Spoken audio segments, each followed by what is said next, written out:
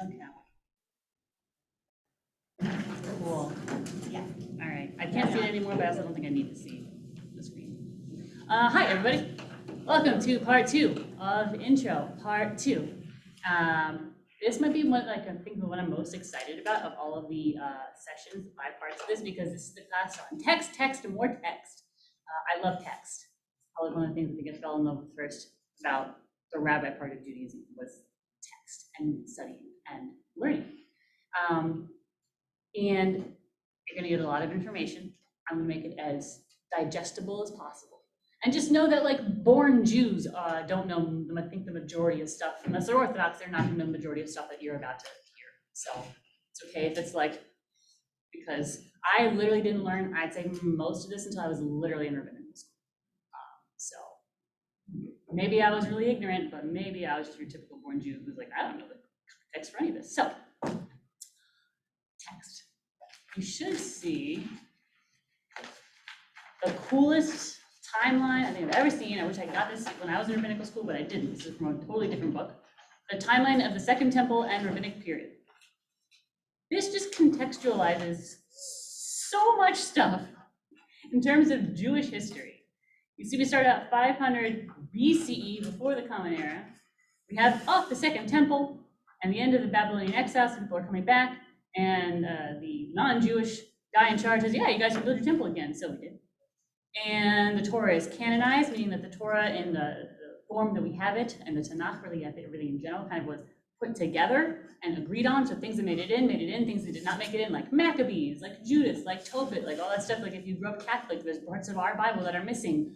That's when we decided they weren't going to get in, for example. You see, as we go through time, the emergence of the Pharisees, the Sadducees, and the Essenes, or these little kind of Jewish cults kind of coming about. Not cults in like the whole, Waco thing, but like there's just different denominations, if you will, different ways of thinking about Judaism. We've always done this, you guys, always done this.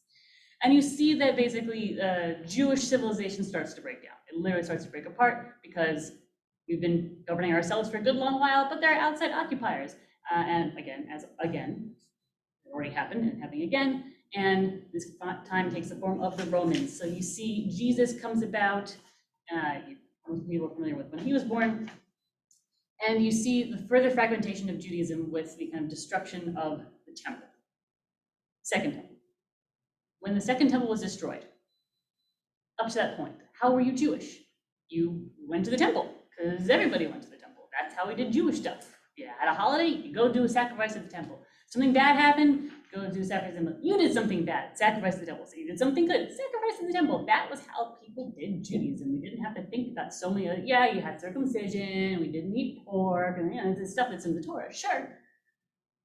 But when the temple was destroyed for the second time, and not just the Jewish civilization fell apart, but the whole way the Jews thought of being Jewish completely fell apart. And you have all these little kind of sects, little cults, not cults, but sects of Judaism that were already kind of starting to form. Sadducees and Essenes and Pharisees and proto-Christians started coming about before this, but they really, once the temple came down, all these little sects kind of had to figure out, well, okay, now what do we do as Jews? Like, how do we do Jewish? How do we be Jewish? How does any of this have meaning in our lives?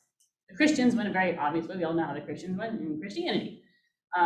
Some of the various Jewish sects were like, hey, let's go live in the caves and not procreate.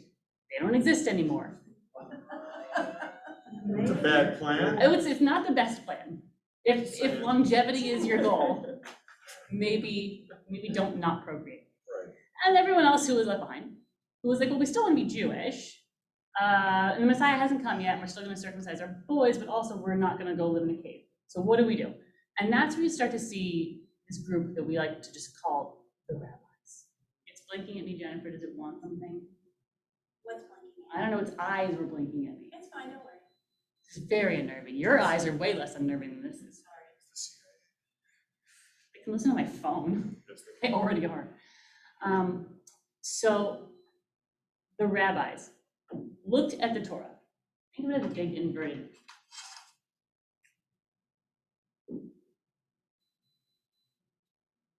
What's the foundational text of Judaism? The Torah. The Torah. And if you're gonna say like in addition, what, so Torah is the 5 books, what else we got? Writings and the prophets. Writings and prophets.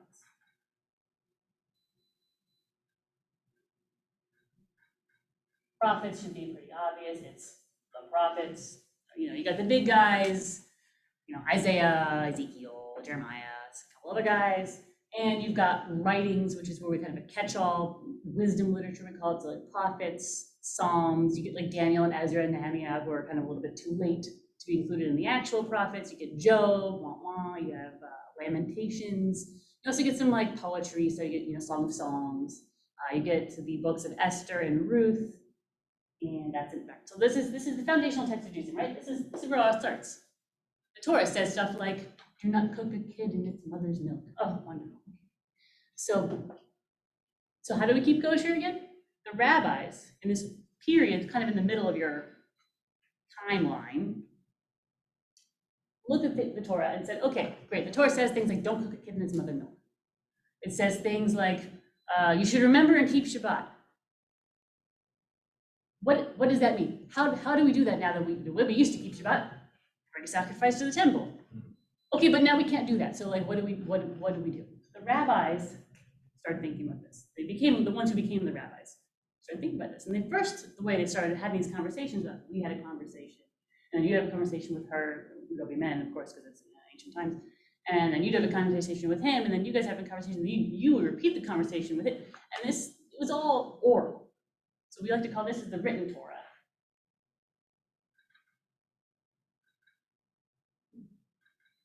But these conversations keep happening and happening and happening.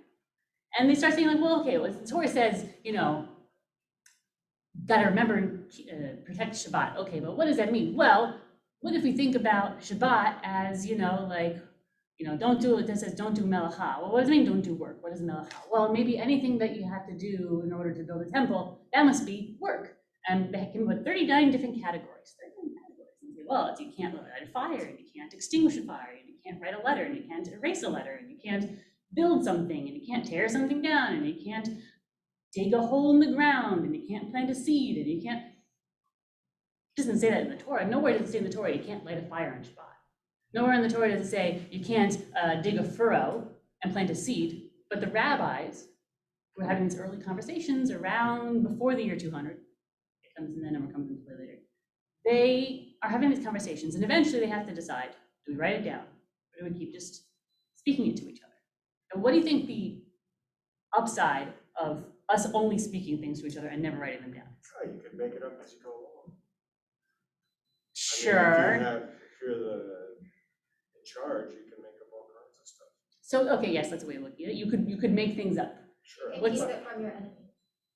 You could, yeah, I mean, there would be no physical copy. Oh, I like how you think.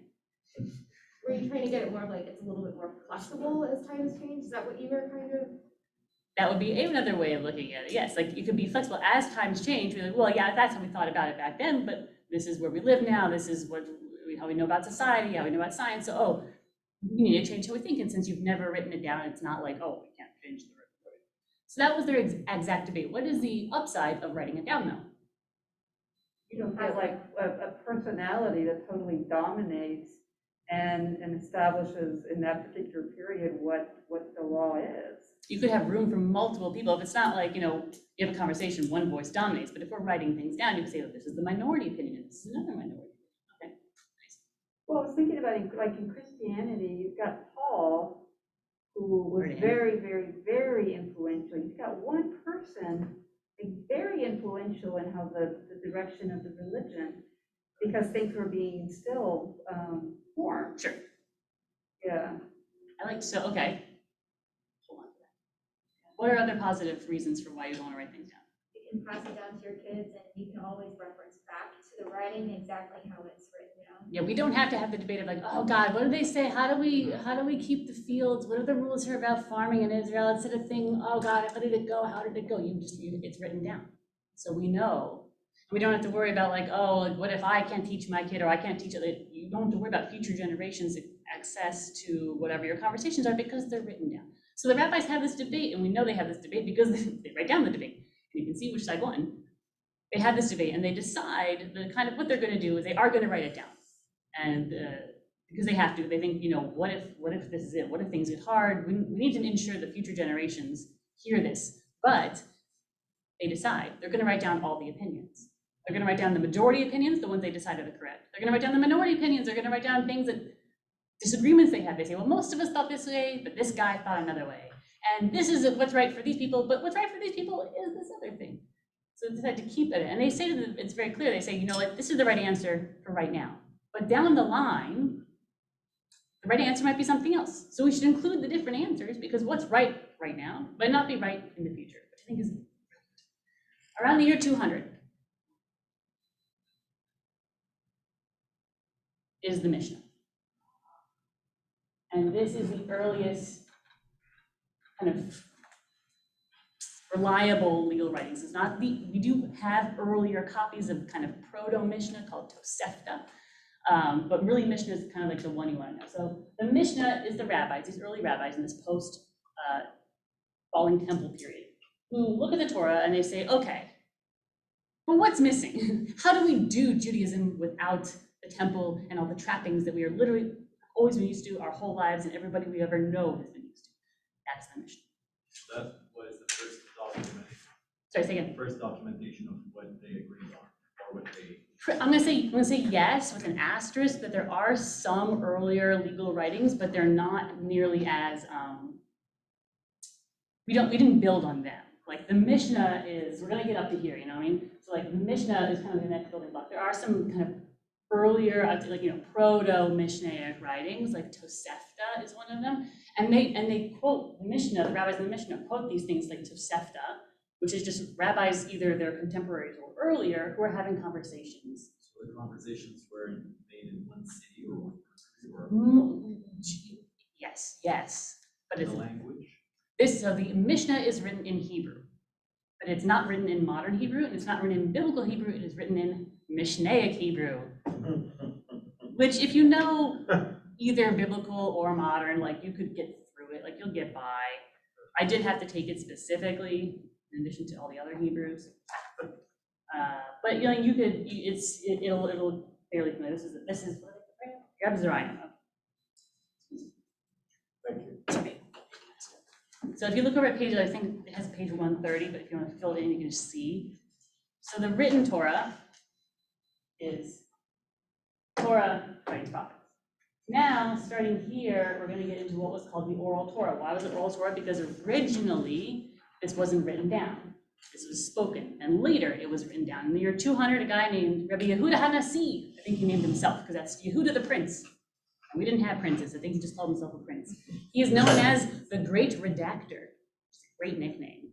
Not because he wrote the Mishnah, he didn't. The Mishnah is made up of tons of rabbis, but because he's the one who really kind of like sat down and pieced it together. So the Mishnah, and that's just one book, is made up of 6 different books and little acronyms, man nakat, which makes no sense if you're not in rabbinical school, no one. But the Mishnah made up of 6 different books. There is Zariah, which is that one, which means seeds, and it's all farming laws. There is Moed, which is holidays, so it's laws about holidays. There's Nashim, which means women, so it's rules about women, such as Sota, you think your wife's cheating on you, you get a magical potion to figure out if she's cheating on you. It's from the Torah. Fun fact, we don't think anyone actually ever did it, and surprisingly, no one was ever found guilty, because it's not true. And Gittin, which is how do you write a divorce document, among other things. I'm just trying to give you like a sheet. This is Nezikin is your other end. Nezikin means damages, and if any lawyers, yeah, lawyer. Oh God, I forgot how many lawyers. Lawyer, gonna be a lawyer. Damages, because the Mishnah looks at the Torah and doesn't go like, oh, let's talk about theology, let's talk about stories. You should start to see, I think it becomes very evident that the rabbis looking at the Mishnah weren't looking for inspiring theology, and they're looking for how do we live life? How do we make civil society function? We need to know how to do farming laws. We need to know how to observe holidays. We need to know how to there's marriage law, family law in civil society. There is also in Jewish society. Nezikin. Damages, my ox gores your ox, who's at fault, who owes how much money, blah, blah, blah. Pretty important stuff. Kodashim, that means like holy stuff, holiness. That's where you're gonna start to see laws that have to do with not the holiday part of holiness, but more just like sacrifices, because they hoped for and envisioned a time when there would be a temple where they could do so. And then taharot, which is like purity. So you get the purity of animals, the purity of dishes, and also nida, which is interestingly not put in nashim. Nida are laws for menstruation, and they stick those down in taharot and not in nashim. That's interesting. You would think it would, I don't know. So that is the Mishnah, redacted around the year 200, is the first real writing down of the earliest Jewish law codes based on the Torah in this kind of time where there's so much turmoil among the Jews, the post-temple structure. Questions, comments? Told you you're gonna be like bowled over. That's really interesting. I said it's my favorite thing. Why is text your favorite thing? Probably because my great grandmother's a Litvaker, and we're not into like the whole like static, but into how do you get to know God through the laws, through God's will, through how to try to be a good person, because all of it comes down to how to try and be a good person. If doing this stuff doesn't make you a better person, I don't think you're doing it right. But anyway, now in terms of geographic diversity, here's where it comes into play. I don't want you to think that there's a clear delineation between this time period. Things are happening. Like if you look at your timeline, things are happening concurrently with each other. There's this revolt here. This person comes into power here. There are things that are happening. Time is not ever static. It's not static right now. It just seems like we move in a straight line and everything's in the same time, but it's not. So in this period, so around 500, I'm going to be very Babylon-centric for a second.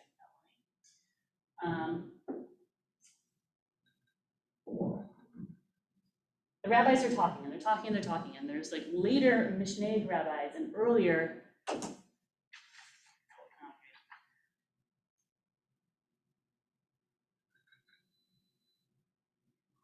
Gemara. Then we have a little bit of Talmud.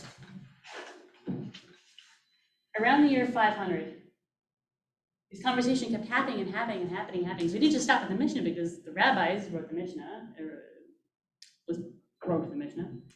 Later guys looked back and said, okay, it's great that the Mishnah says, okay, there's these 39 categories of things you can't do on Shabbat. Great. Okay, but like, what if this thing happens? And what if that thing happens? There's questions that they had. The same way that the rabbis of the Mishnah period looked at the Torah and said, but what about all these blanks? The rabbis of the Amoraic period, of the Gemara period, a lot of Aramaic, aren't you? Kind of looked at the rabbis of the Mishnah and said, okay, that's nice, but what about all these questions we have? And so around the year 500-ish, it's complicated, we get the Gemara. The Gemara is, unlike the Mishnah, written in Aramaic, not written in Hebrew. How do you know you're in Aramaic and not Hebrew? Because words end with alepphs. Words never end with alepphs. In Hebrew, if you ever see a word that ends in an aleph, it's a holdover from Aramaic. If you ever looked at the text of any Kaddish, that's in Aramaic. You ever wonder like why does a Kaddish sound so weird? It sounds a little weird. Next time you're like listening to prayers, you go like, oh, the Kaddish sounds like really weird because the Kaddish is in Aramaic. You say Aramaic all the time if you go to synagogue. People do still speak Aramaic, like there's some Kurds that speak Aramaic. Oh, really? Yeah. That's really cool. It's not exactly the same kind because even in this time period, to make things really complicated, there are dialects, as every language has dialects, and this language evolves and grows. So there are two Talmuds. There is one that is slightly older, slightly earlier, that's called the Jerusalem Talmud or the Palestinian Talmud or the Yerushalmi.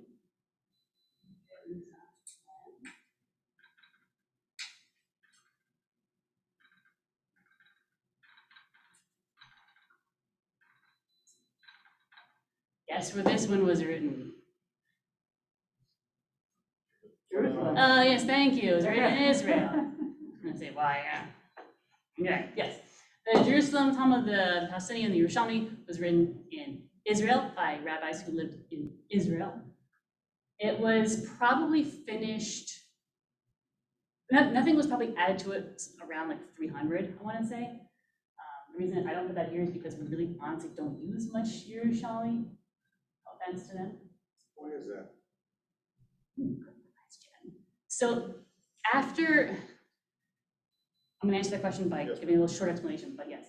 So you have the Palestinian Talmud Yerushalmi. It was probably finished more around the year 300. It's in its own dialect of Aramaic that's different from the other ones because Western dialect of Aramaic is opposed to an Eastern. It was written in Babylonian. Babylonian Talmud, also known as the Bavli. This is the one that we really rely on today. That's where you're seeing, like, that's, apologies if it has my notes from rabbinical school, so.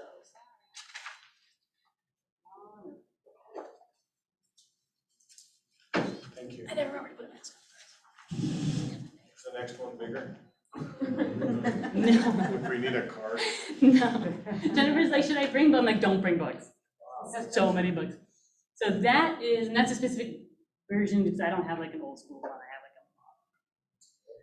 like a so that is the Talmud, Bavli, and that's one most of us rely on. Why do we use this one more? Well, for one thing, it is more recent, about a couple hundred years, but also that the Jews in Eretz Yisrael started getting like really oppressed by the Romans, and it really just put a huge kibosh. Like the level of learning that went on there was really suppressed. It was just very hard to learn. It was very hard to be Jewish. It was hard to perpetuate. You couldn't have these conversations that Jews in Babylonia were having, which is it's Iraq.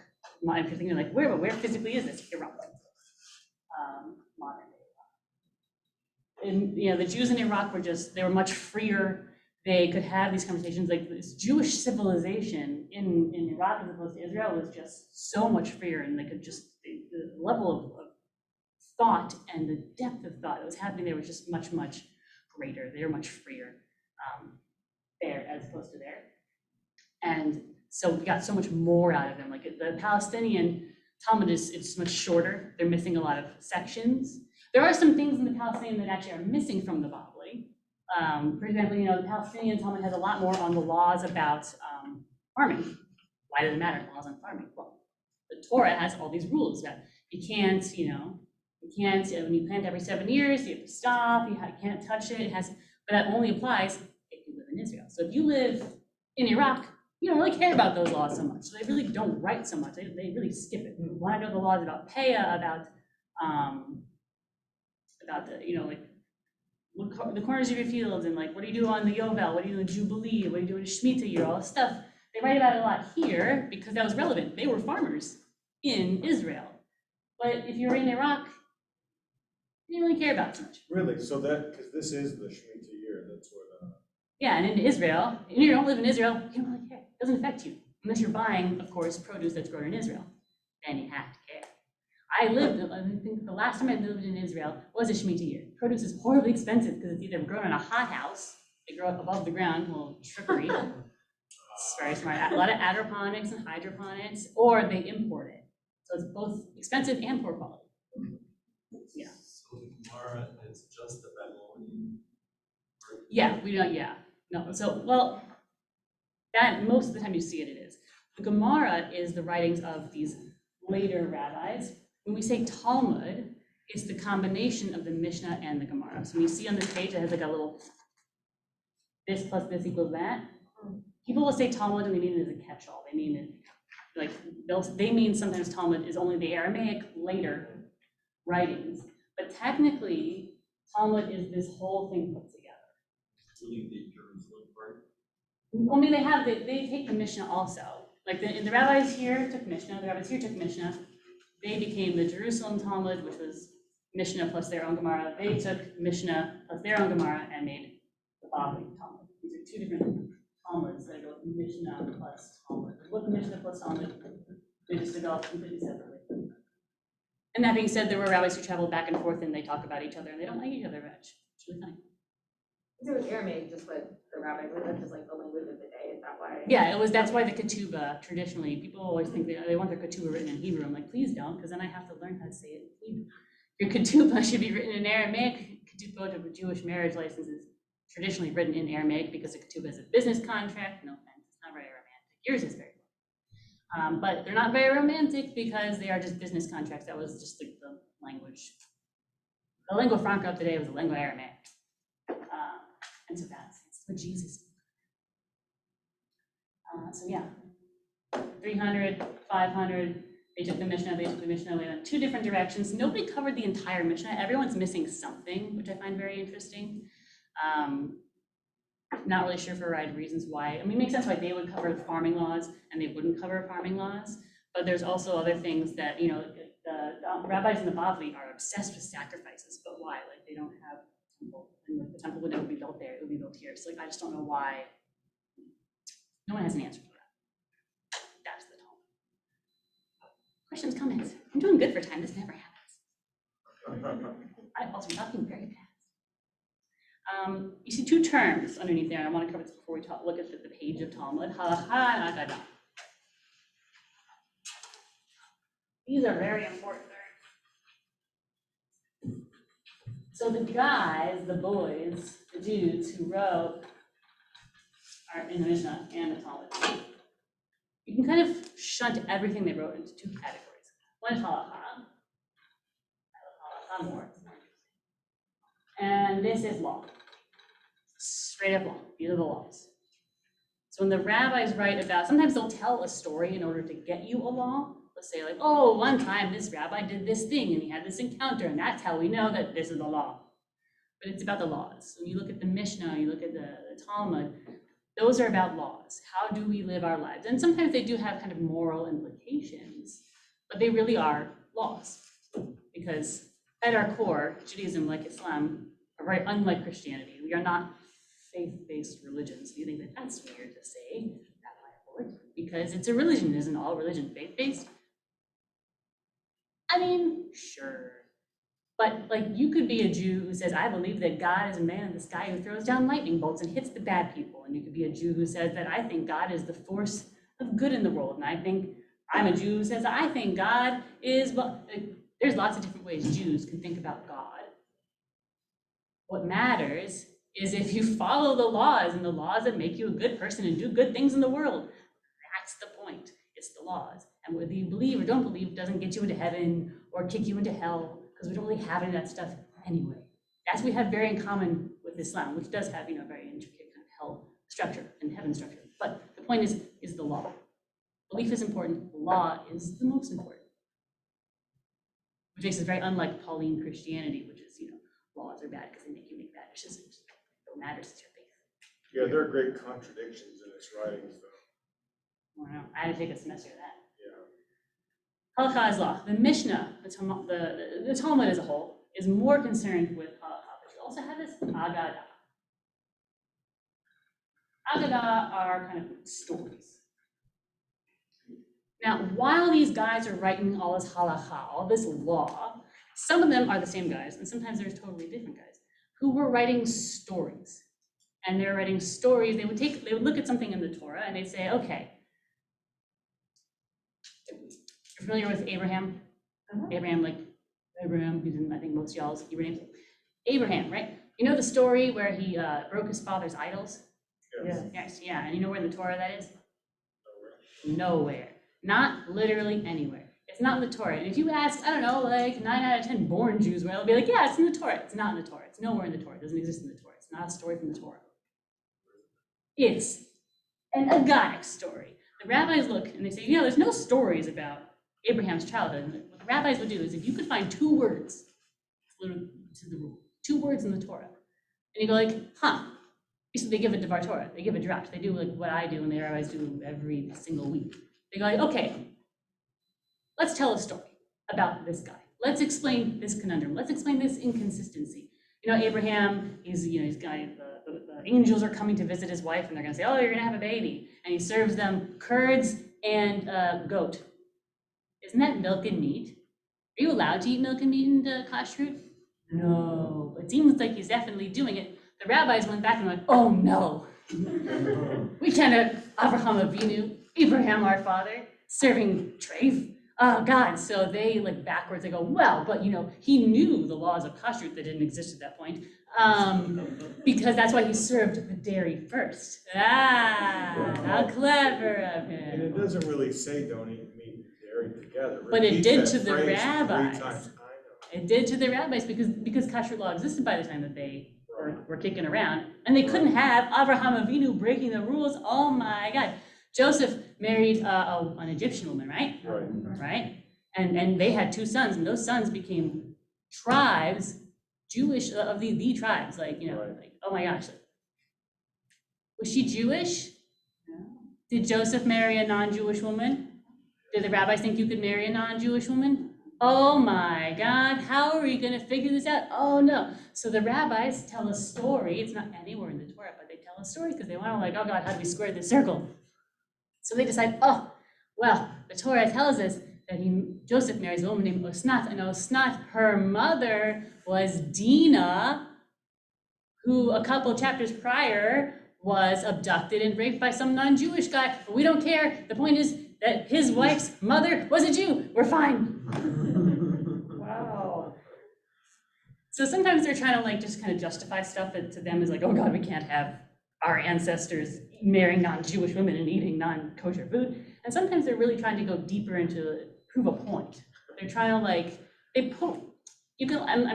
telling you like the most ridiculous ones in my opinion, but they really are trying to kind of Sure. explain more about the tradition and they're loosening it up and they're making it broad. And sometimes they'll tell one story in the Agadah and they'll say, but it also means this completely opposite and different thing. And they're both true at the same time because that's what how the rabbis thought. They could hold 2 opposing ideas in their hands at the same time and say, yep, they're both right.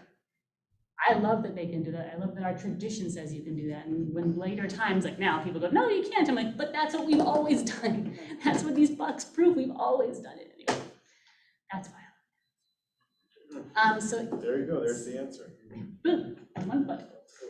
Sometimes halachic writings do include stories, and sometimes some of the stories do have laws in them. So it's not like a completely bifurcated thing, but broad strokes. Questions? If you didn't look at that one, that book, the Bible I passed around, to this page, just so you can look and see what exactly is going on here.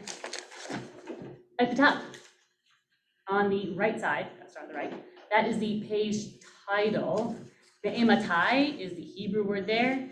So if you're flipping around, you go, oh my God, I don't know where the hell I am in this Talmud, which happens very often. If you're flipping around, that helps you figure out what words started kind of like this section. The ematai, that word with the mem, I can't write them up.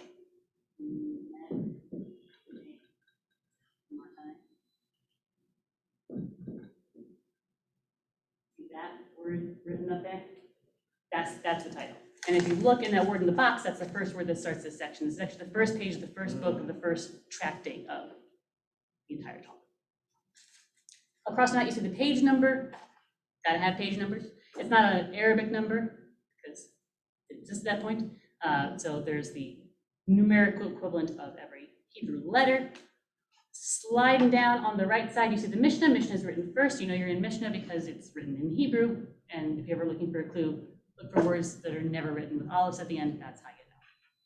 It's also written in Hebrew. That's in the center, that center block. This is the original text. You have Mishnah. Underneath the Mishnah, see, there's a big, oh, you see there's a big, sort of in the middle, a big Gimel, Mem, Chupchik, that thing, that stands for Gemara. So when you're reading this text, it always starts with a bit of Mishnah, right? And then the rabbis of the Talmud, remember, they're commenting on the Mishnah. They're looking back going like, okay, that's nice and everything. What the hell did you people mean? Sometimes, actually literally, because sometimes there actually was a little time crossover. So you see the little chip, just as shortened version. This indicates the Gemara is starting. So this means that the rabbis of the Talmud have started speaking. And the rabbis of the Gemara have started to talk. What's all this other junk? Thanks for asking. On the inside, I'm going to cheat a little bit. Because this is not the same version. What you're looking at on this printout, this is called a Vilna. A Vilna is just the area of Vilnius, so Lithuania, Latvia? Which one? Lithuania? One of the L's where there were Jews, but now there aren't anymore. This is just like the version that was printed. Literally every version is a photocopy. That's why they're garbage. So that's what you see on here. What you see on here, we're just going to pretend like this is that, but it's not. This is actually Stein, so we're going to get into the second. When you look at, I'm sorry if you're like people down there. So you got your Mishnah at the beginning, and you're going to have Gemara. I don't know if it actually is Mishnah, but we're going to pretend. On the inside, the place of honor is Rashi. Rashi is a medieval commentator. Anytime you start learning anything in Judaism, Torah, Talmud, if you're like in a more traditional kind of Orthodox set, or even if you're conservative in rabbinical school, you start with Rashi. He was commenting, you can see on here, 1100, around 1100.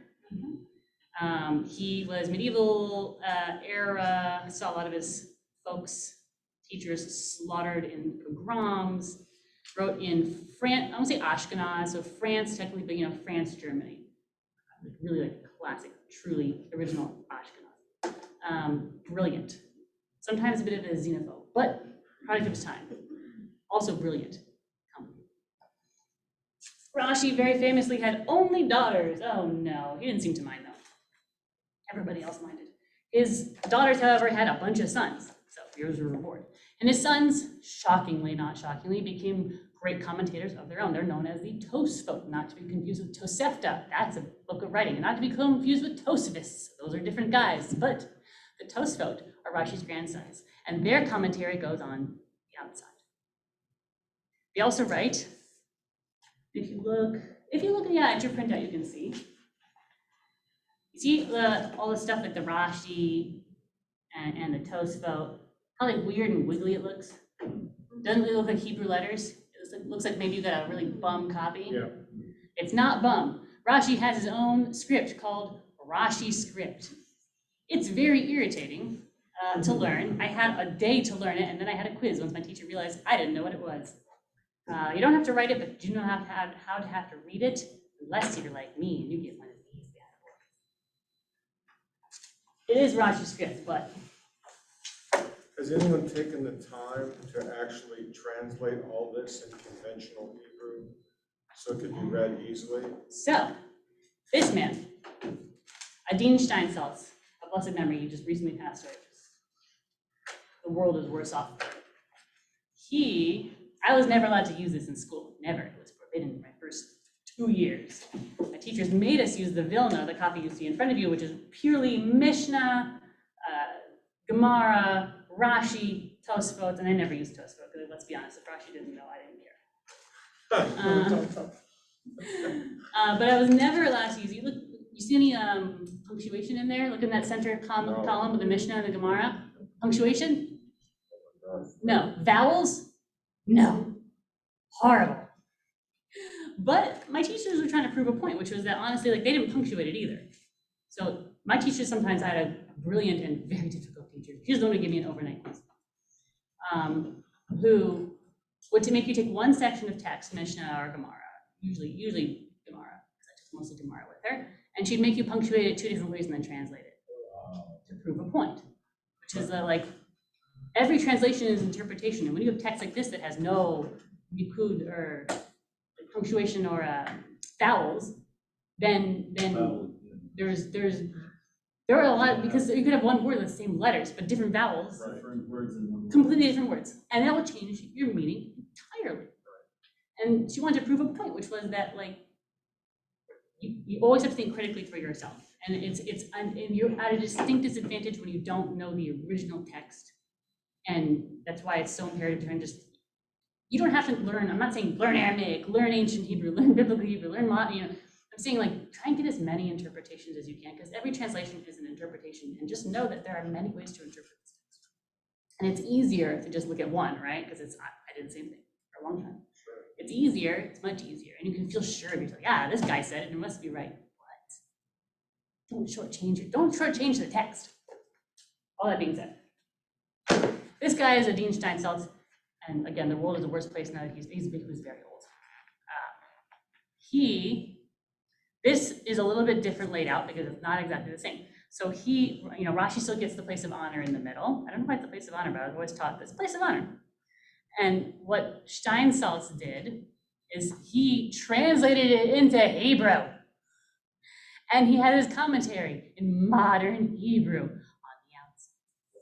So you know what the hell is happening.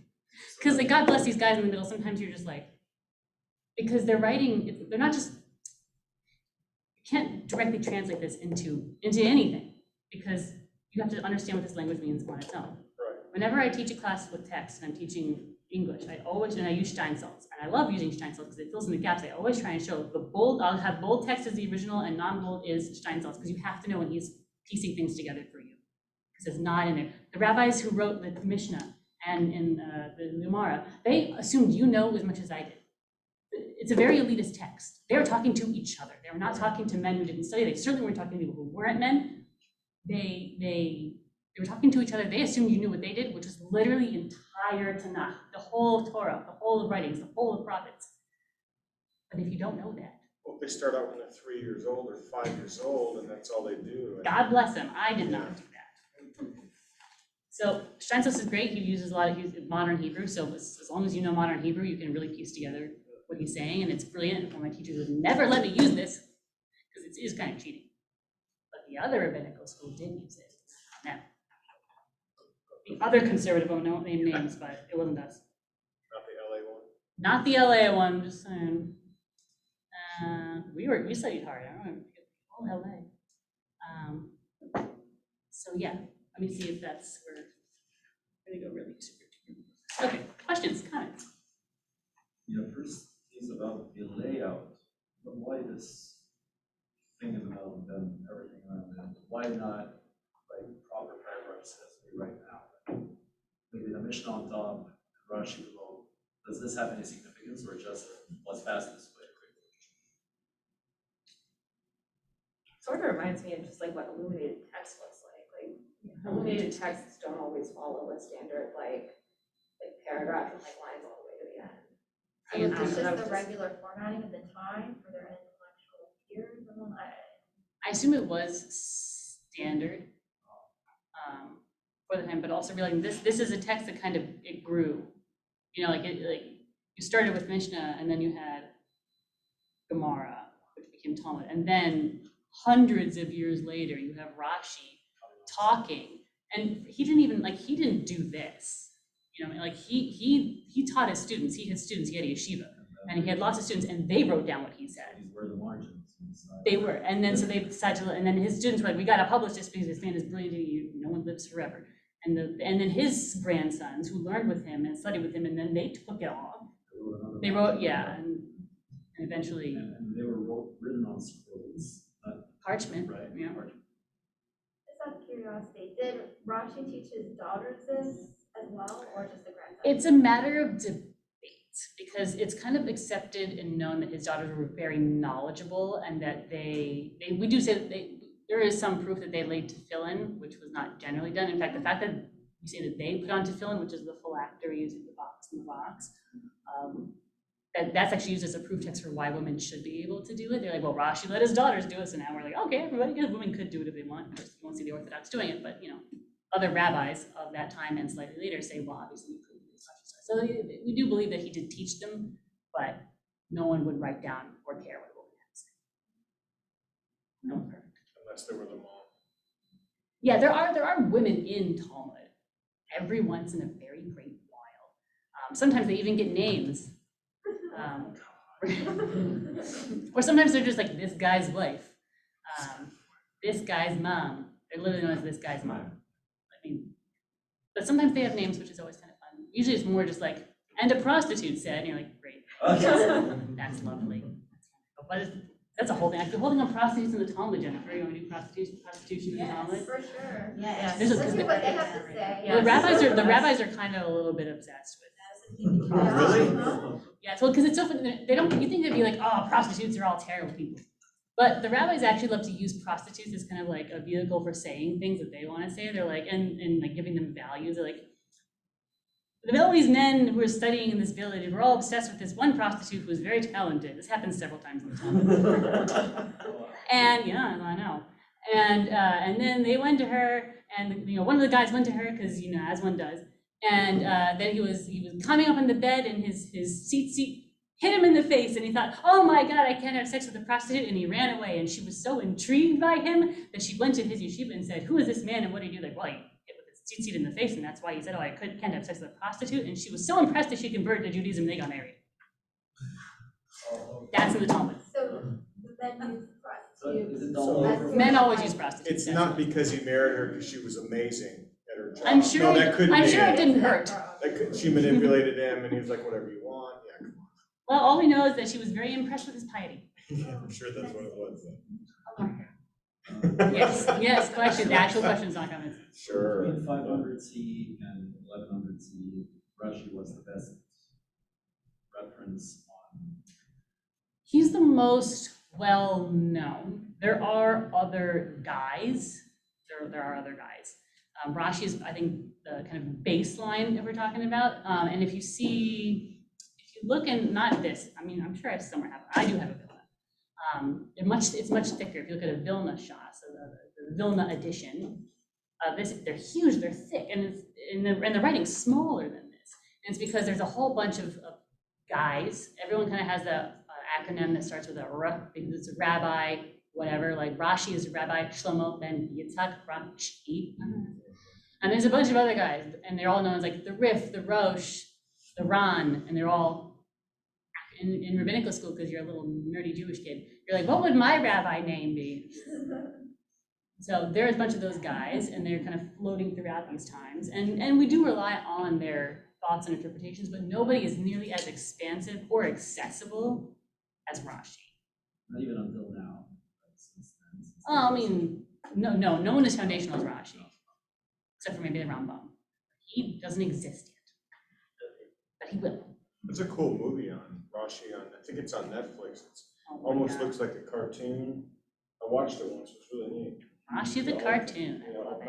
What exactly is Rashi's script? Like, why? Why did he get his own? I don't know. Yeah. I don't know why he got his own. To make my life harder in Could be. medical school, as far as I'm aware.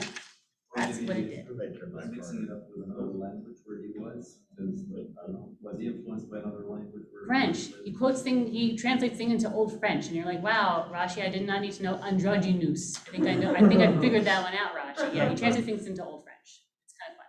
Like that's his only comment. You're like, oh, I'm trying to figure out what does this line mean? What does Rashi say? And he goes, this French word in Old French means blah, blah, blah. It's a berry. And you're like, thanks, Rashi. That's really helpful. Was French. there anyone in between kind of the 500 and when Rashi's time who did kind of what the Gemara, or trying to do what the Gemara did, which is more of like there are other things that we didn't talk about and didn't write down here. Not in that in-between period. But we're gonna run. We're gonna run at a decent pace. Because I want to get organized. So turn the page and we'll do this. You can do this on your own time. Sorry, I really want to keep to an hour. I could do this forever. This is a good example of how does this text move? And that's a whole other class. The Mishnah, it's not just like, let's just information. The Mishnah is broken up into books, and those books are broken into chapters, and the chapters are broken into sections. But it's not like just a laundry list of like, oh, Shabbat. No, there is, again, if you are a lawyer or work in like any kind of like very, texty things, the way the Mishnah moves, and the same with the Talmud, the Gemara, the way any of these texts move, they move, and there's structure, and sometimes you have like, there's 6 sections in a chapter, and sometimes it's like they build like 1 and then 2 and then 3 and then 4 and then 5 and then 6 has the, oh, there's the big ending to the whole thing, but sometimes they actually go in the reverse order. And they start with a big bang, and then it's ascending. And sometimes the first builds to the second, and then the third is the pinnacle, and they go down to fourth, and like, it's hard, I don't know if this makes any sense, but if you look at the Mishnah, and they don't all move in the same way, and the text has a voice, and it moves, and it's trying to do something. It's not just like a legal test of laundry list of ideas. It has nuance, and it has a literary, remember this, especially in, you're looking at, Mishnah and Talmud, they were verbal, transmitted orally. So they had to be something that could be repeated and stick in your brain. So the text moves and breathes and thinks in a certain way. So what you're seeing here is divorced from that. But what I want you to just see, before we try and shoot to modern times in the last 4 minutes, is one idea carried through from Torah, foundational, to the Mishnah, to the Gemara. And it's the idea of the Bensoria More, the stubborn rebellious child, because the Torah says, we're going to sprint through this, if a man has a stubborn and rebellious son who does not obey his father and mother and will not listen to them when they discipline him, his father and mother shall take hold of him and bring him to the elders of the gate of his town. They shall say to the elders, the Torah says this, the son of ours is a wayward and defiant. He will not obey us. He's a glutton and a drunkard. And then all the men of his town shall stone him to death. So that's what the Torah says. If you have a kid who doesn't listen to you, you bring him to the town elders, they go, he sucks, and they stone him to death. And of course, this was done all the time, right? Right. Wasn't it done all the time? Well, the rabbis in the Mishnah, so the first ones who really essentially looked at the Torah and said, okay, but what do we do? How does this work? What does this mean? They look at this and they go, oh God, oh my God, okay, hold on. Now, they can't do, this is a common argument we hear, well, this thing in the Torah is gross and horrible, we hate it, we need to get rid of it. Just throw it out. But the rabbis didn't want to throw things out just because they didn't like how they sounded, just because they didn't think it was relevant to them. They're like, we're not just going to get rid of things, but maybe we need to change our viewpoint. We need to change how we think about this thing. So we're not going to get rid of it, but we're going to change how we interpret it. And that's what they get busy doing. And they go and they say, okay, well, hold on. I'm going to get just number one real quick. Who is stubborn and rebellious? Okay, who actually qualifies? They go, oh, well, he has to have 2 hairs appear on his beard. So until the time it fills in. And they are speaking of the lower beard. They are trying to use lashon naki, or clean language. They're gentlemen. So basically they're saying now, it's not just your son at any age. Oh, my 3-year-old is being a pain in the butt. They're all pains in the butt. Oh, my 23-year-old. No. So they've narrowed down the age. Where does this apply? Very narrow. The Torah doesn't say. It just says if you have a son, your son could be any age your son could be. But the rabbis in the Mishnah, they're not going to get rid of this whole idea of the stubborn or rebellious son, but they're going to make it so you can't ever do it. They're going to say, well, it has to be a son between this age and this age. 2 hairs until it fills in, and that's it. That's the only age. And they go on saying, like, oh, okay, a son. So, oh, it can't be daughter. So this doesn't apply to girls. So the girls are saved. And it says, a son and not yet a man. Okay, so minors are exempt. So definitely, if you're, not 13 yet for a boy, then they're all, that's fine.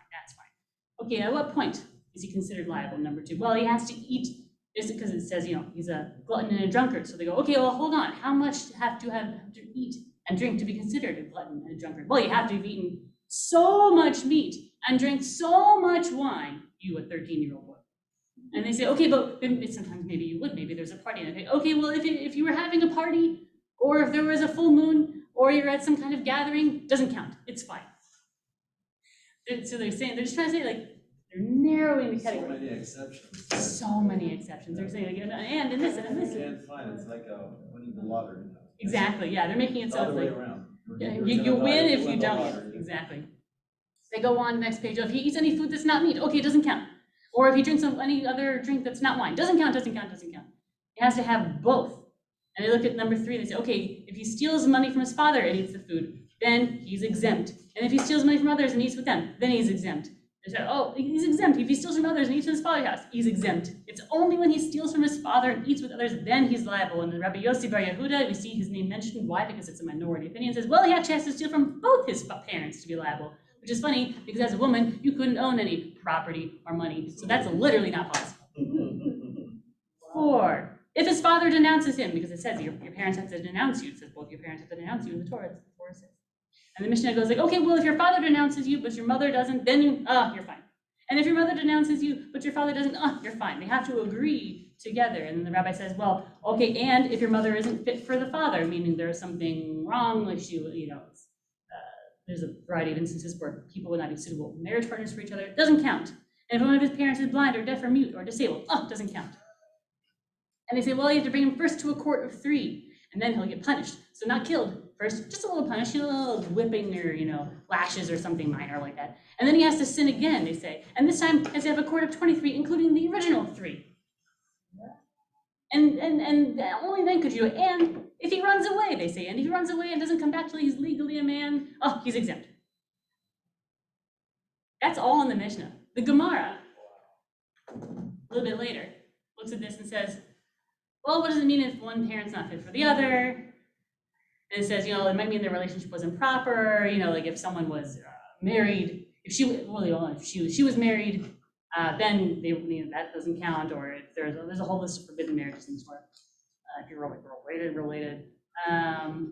They say that the rabbis in the Gemara have this debate. Okay, but that probably doesn't make sense because even if your parents' marriage was improper, they're still your parents. So rabbis in the Gemara say that's a bad proof. That's a bad thing. It doesn't make sense what the rabbis in the Mishnah are trying to say.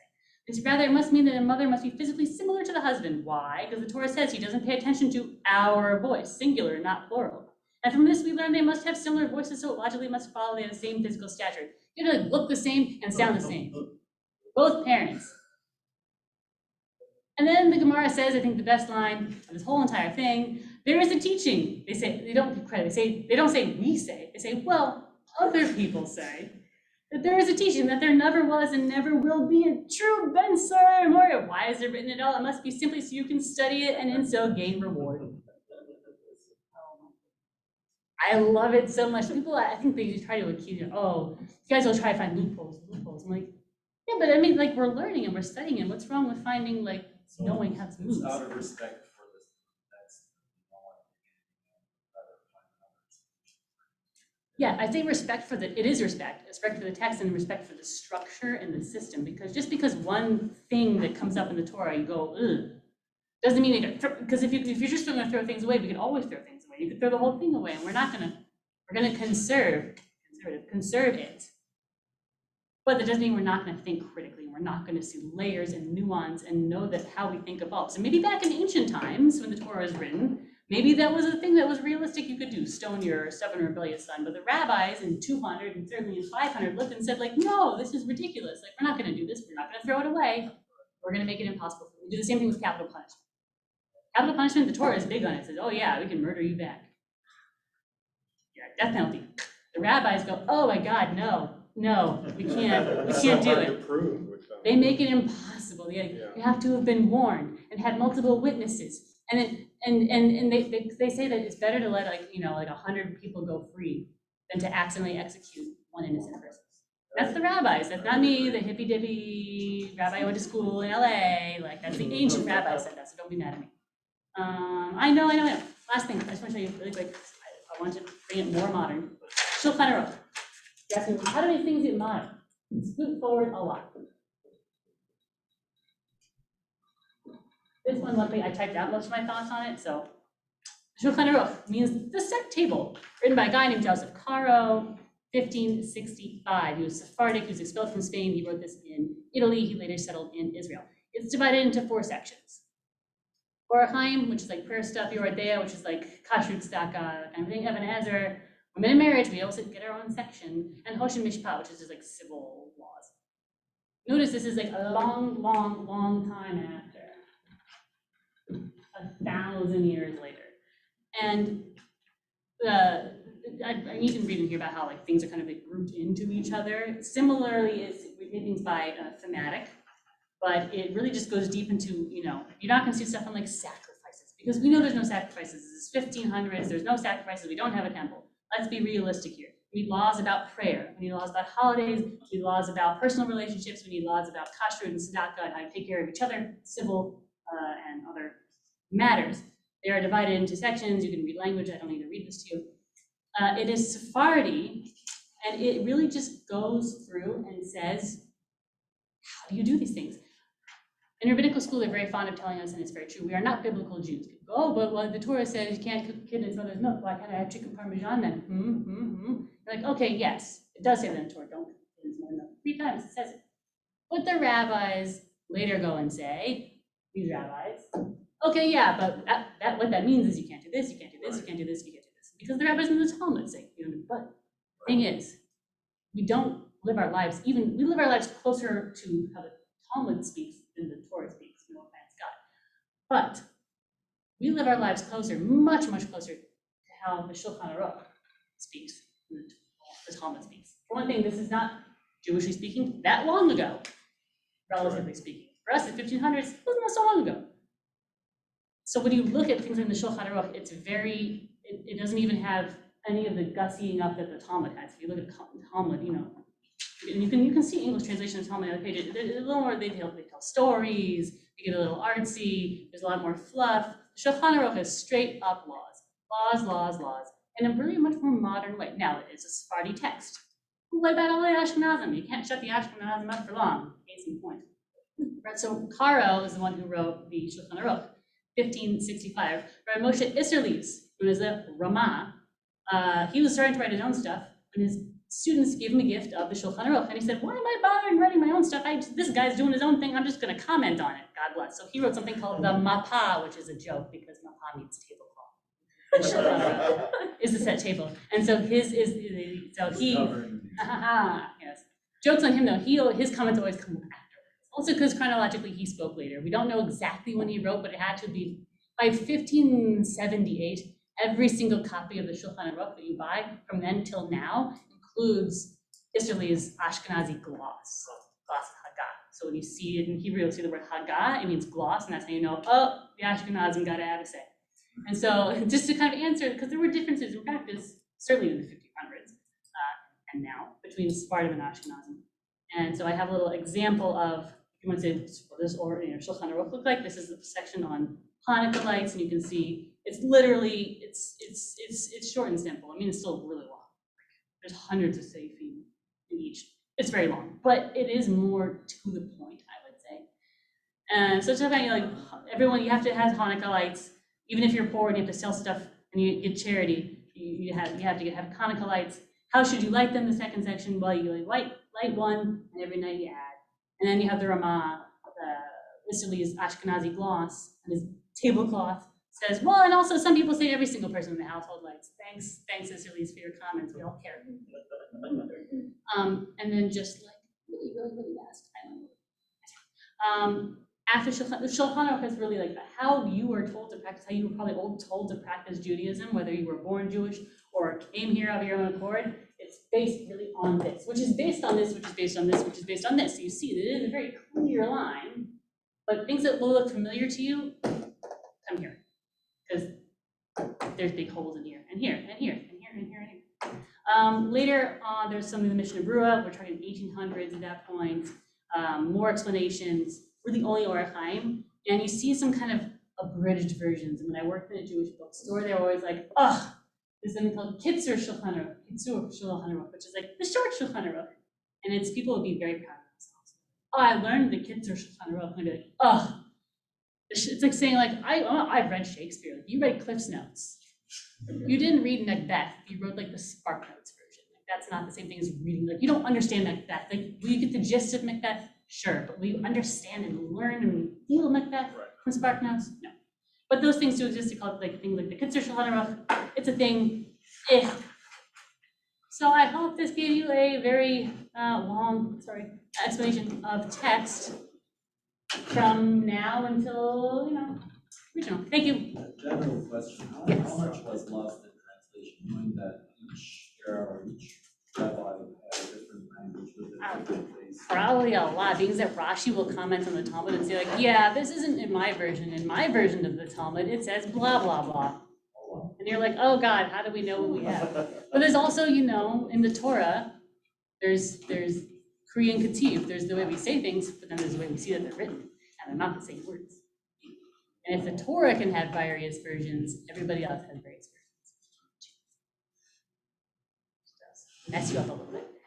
I'm happy to stay. Please, you're free. that was everything. I don't know what we're studying next time. I do whatever Jennifer tells me to do. Holidays?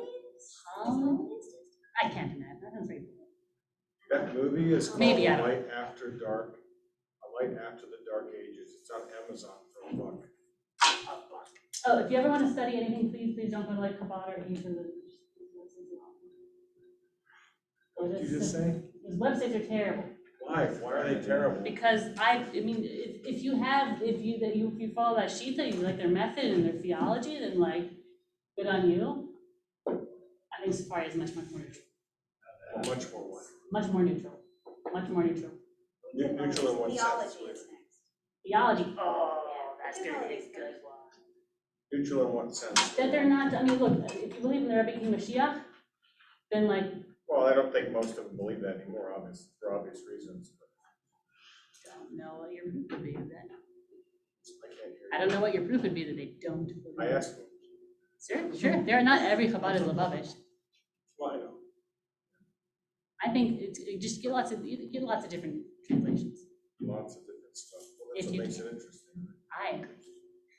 Thank you very much. Thank you. Yeah, You're thank awesome you. Can we job. expect prostitutes at the Talmud? My once monthly class, yeah, maybe February. Well, we got January books. January's book, it's Dream Interpretation. Are you Jewish- doing everything? I am, Really? Jewish, that's January, but It's a maybe tenth February. of a prophecy or something. And so do these guys. Are you doing it here?